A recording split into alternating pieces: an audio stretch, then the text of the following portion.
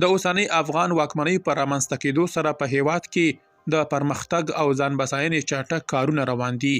له زده کړې تر تولیده د هرات پوهنتون تاریخي نوښت د ساینس پوهنځي د کیمیا کورني مینځونکي توکي بازار ته وړاندې کړل. د یاد نوښت د افغان واکمنۍ د پراختیایي چارو او زموږ د خپرونو په اړه خپل رایه په کامنټ کې ولیکئ.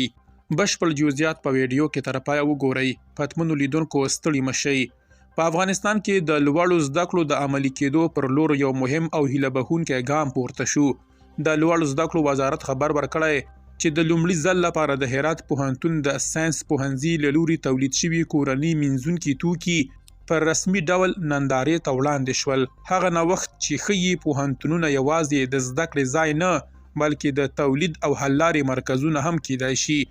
د کیمیا تر نوم لاندې دا تولید شوي توکي د لوښو مینځلو مایع، د لوښو مینځلو اوبه، د لاسونو مینځلو شامپو او د ښیښو پاکولو مواد رانغاړي چې ټول د علمي معیارونو پر بنسټ د محصلانو او استادانو په همکارۍ جوړ شوي دي.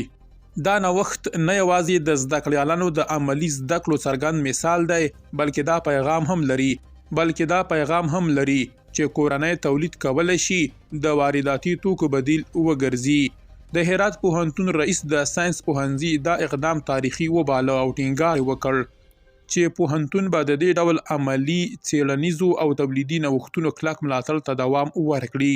نوموړي زیاته کړه چې دا ډول پروژې کولی شي د محصلانو مهارتونه پیاوړي کړي، د کار بازار ته د هغوی د چمتووالي کچه لوړه کړي او د هیواد د ځان بساینې پر لور عملي ګامونه وي. کارپوهان وایي که دا ډول علمي نوښتونه دوام ومومي، د افغانستان پوهنتونونه به ورو ورو له مصرفي بنسټونو په تولیدي مرکزونو بدل شي.